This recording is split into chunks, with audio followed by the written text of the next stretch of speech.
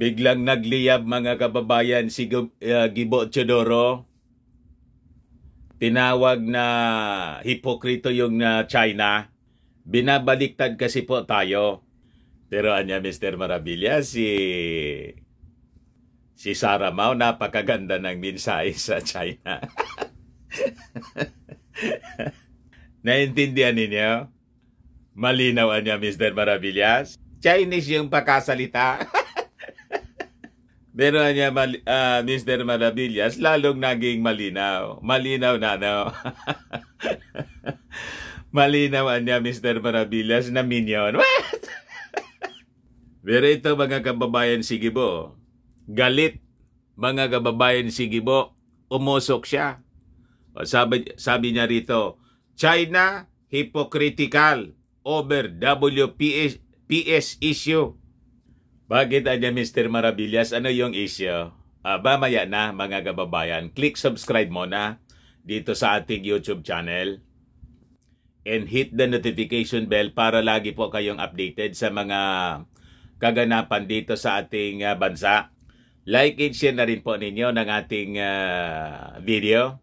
At saka wag na rin po ninyo mga kababayan na skip yung ating mga commercial ads para tuloy-tuloy ang pag-unlad ng bagong Pilipinas, the land of fear. Ito yung balita mga kababayan. DND Chief blast China insincerity, hypocrisy. Mga hipokritoan niya kayo.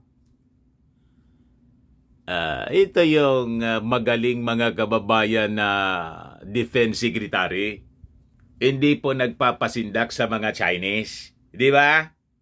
So sabi rito po, China's blaming the grounded BRP Sierra Madre for damage to marine environment is hypocritical. Sabi po ni Defense Secretary Gilbert Teodoro kahapon as he lambasted Beijing for issuing disingenuous propaganda lines anya that have only exposed its insincerity. Binabaliktad po tayo. Kasi po, di ba nagreklamo tayo dahil sa environmental damage na ginawa nila ng pagsisirain na ng mga Chinese militia po yung mga coral reefs diyan po sa West Philippine Sea. At pinag-harvest po nila para nga pong binuldoser po, mga kababayan. Dahil doon sa ating reklamo na kitang-kita naman po yung damage sa marine resources. Ayon, nagpalabas din sila ng akusasyon na yung ating BRP Sierra Madre anya na kinakalawang na kasi. Yun anya yung nagdodolot ng environmental marine damage doon sa Ayungin Shoal. What? Umusok po si Gibo Teodoro. So sabi po rito, the statement anya of China that the grounded Sierra Madre is causing irrevocable harm is, to put it as politely as possible, hypocritical. Ito na anya ang pinaka-polite na statement, pinakaakma. Mga hipokritoan niya yung mga hipokritoan niya kayo. Talk about the pot calling the kettle black. Ibig sabihin ni Gibo, mga kababayan, sa kanyang idiomatic expression, turuan niya kayo ng toro na kayo din ang may gawa. Di ba? So sabi rito mga kababayan sa balita, kayo na yung unang may gawa, tapos inaakusan ninyo kami. Kahapon, the Chinese Foreign Ministry kasi mga kababayan, through spokesperson Mao Ning, denied it was the Chinese who destroyed the coral reefs in the Rosal Reef near Palawan, saying the blame should be on the Sierra Madre. Sabi ko sa inyo, ganun sila katindi, magsinugaling. Arap-arapan po yung pangluloko po sa atin. Pero niya, Mr. Maravilla, ang ganda talaga ng mensahe niya, no? ni Sharamao sa 74th anniversary. Naintindihan nga ninyo. Parinig ko ulit maya-maya mga kababayan yung message ni Sharamao. So, sabi po rito, China also chided the Philippines for creating a political drama from fiction. Matindi po. But Teodoro argued that China has been violating international law, including the 2016 Arbitral Award, with its untrammeled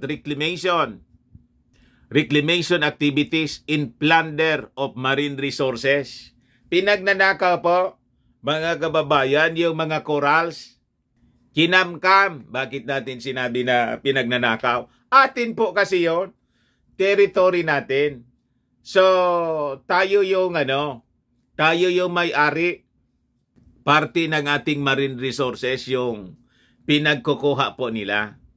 So, malinaw po na pagnanakaw ng pag-aari po natin. Kaya sabi po ni Gibo po, China continues to damage the West Philippine Sea by its illegal reclamation activities. And it was found to be a violator of international law in 2016 Arbitral Award when such activities damage the marine environment.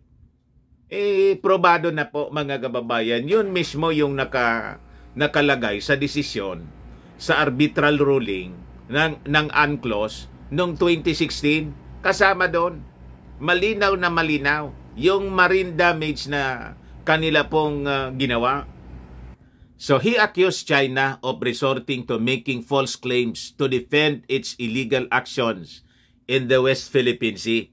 Kaya sabi po ni Gibo, ito anyang mga uri ng propaganda lines na ganito only serve to expose China's insincerity and will only heighten the mistrust by the Filipino people in the rest of the world of the Chinese government.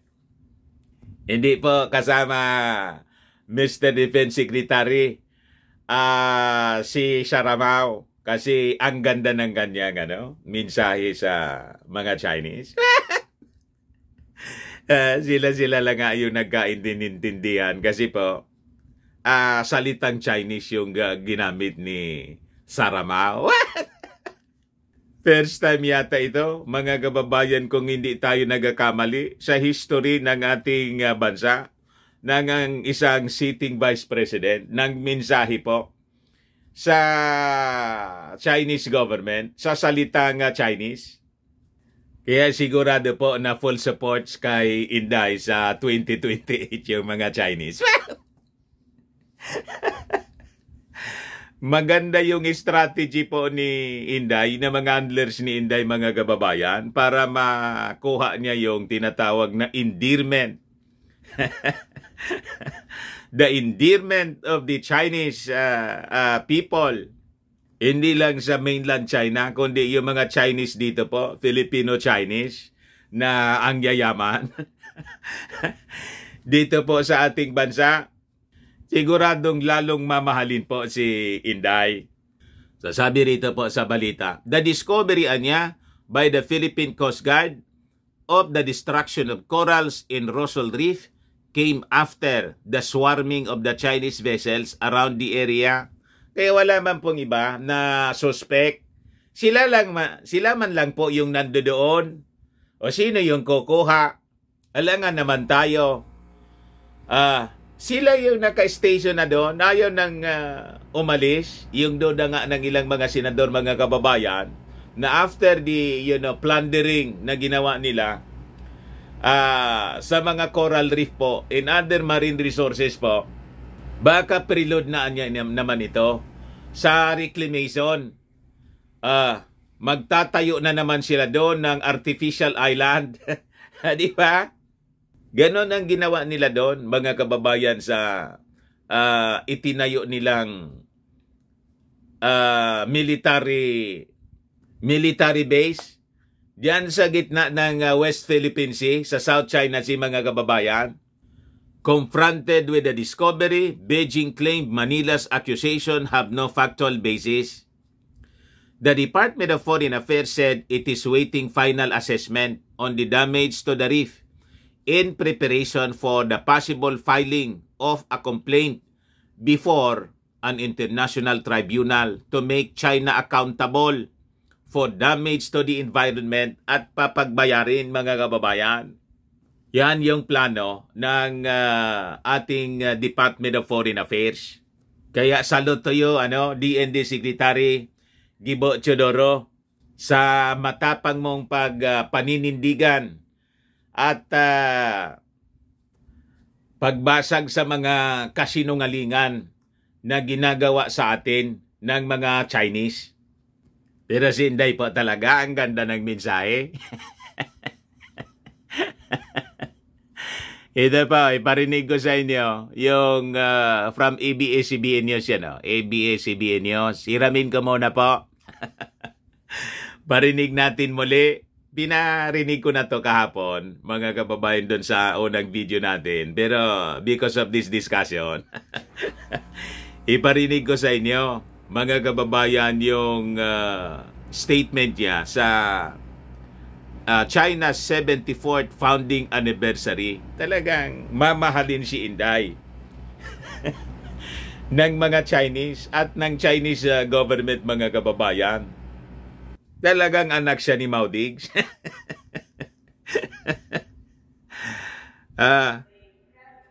Yan pa. Yan pa.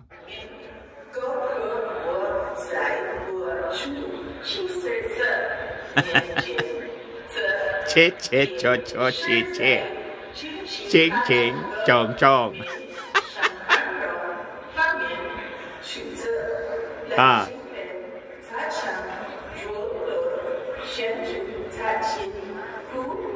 Ayos na ayos po. Malinaw na po sa inyo? Malinaw na niya, Mr. Maravillas. Kung para kanino si Inday.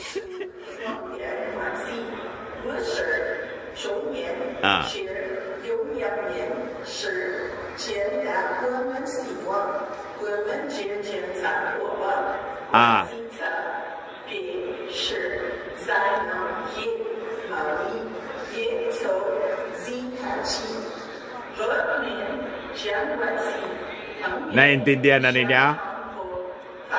Malinaw na niya sa amin, Mr. Maravillas.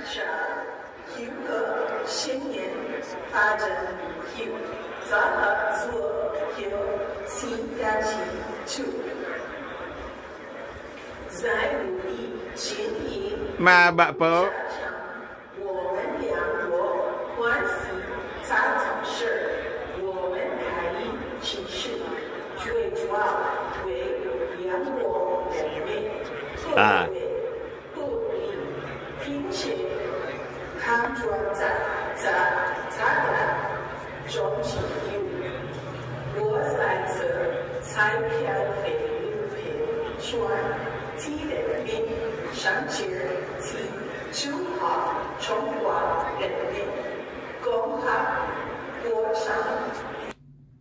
Yan po, mga kababayan.